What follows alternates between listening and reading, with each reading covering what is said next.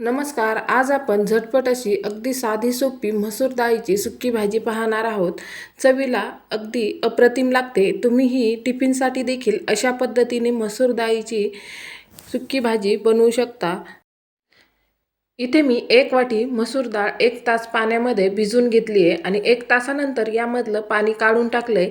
तुमच्याकडे वेळ नसेल तर तुम्ही ही डाळ 20 ते 25 मिनिटं भिजवली तरीही चालेल. हे पहा, इथे कढीपत्ता, बारीक चिरलेली कोथिंबीर, लसूण घेतलाय कट करून आणि 2 मोठे कांदे घेतलेत.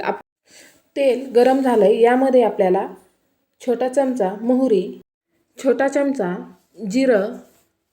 जिरं आणि मोहरी छान तडतडले की यामध्ये बारीक कट करून घेतलेला लसूण घालायचा आहे.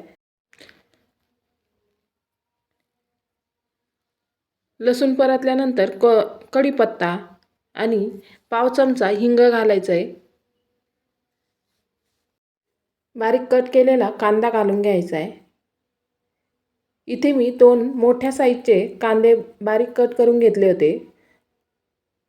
कांदा थोडासा जास्त घातल्याने त्याची चव छान लागते.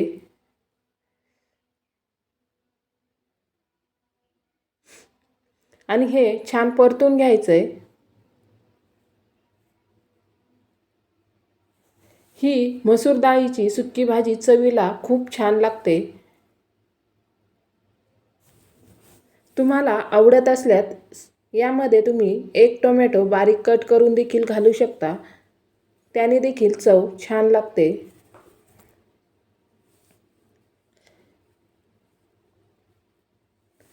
हे पहा, इथे आपला कांदा छान असा परतला गेलाय. यामध्ये आपल्याला सुके मसाले घालून घ्यायचे आहेत. अर्धा चमचा हळद घातली आहे.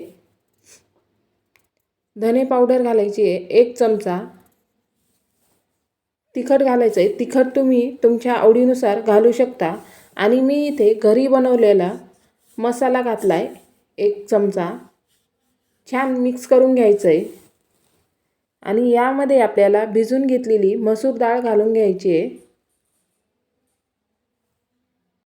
मसूर डाळीमधलं पूर्ण पाणी काढून घेतलं होतं. हे पहा. आणि हे मिक्स करून घ्यायचं आहे. अगदी कमी गॅसवरती आपल्याला ही डाळ शिजवून घ्यायची आहे. यात चवीनुसार मीठ घालायचं आहे. आणि हे मिक्स करून घ्यायचं आहे. हे पहा, डाळ शिजवताना आपल्याला ती जास्त शिजवायची नाही आहे, नाहीतर चवीला चांगली लागत नाही. यामध्ये आपल्याला पाणी घालायचं आहे. पाणी जास्त घालायचं नाही आहे. 2 चमचे पाणी घालायचं आहे. एवढं पाणी पुरेसं होतं. झाकण ठेवून शिजवून घ्यायची आहे आणि मध्ये मध्ये मिक्स करत राहायचं आहे, म्हणजे डाळ खाली कढईला लागणार नाही. हे पहा, डाळ शिजवताना डाळ आपल्याला जास्त ओव्हरकुक करायची नाही आहे, नाहीतर याची चव लागणार नाही. हे पहा, इथे आपली डाळ छान अशी शिजली आहे. यामध्ये आपल्याला कोथिंबीर घालायची आहे आणि पुन्हा एकदा हे मिक्स करून घ्यायचं आहे. तुम्हाला जर आवडत असेल तर तुम्ही इथे यामध्ये भाजलेल्या शेंगदाण्याचा कूट घालू शकता 2 चमचे. तयार आहे इथे आपली मस्त चटपटीत आणि चमचमीत अशी मसूर डाळ. तुम्हाला माझी आजची रेसिपी कशी वाटली हे कमेंटमध्ये नक्की सांगा. आणि आजचा हा व्हिडिओ तुम्ही शेवटपर्यंत पाहिला त्याबद्दल तुम्हा सर्वांचे खूप खूप मनापासून धन्यवाद.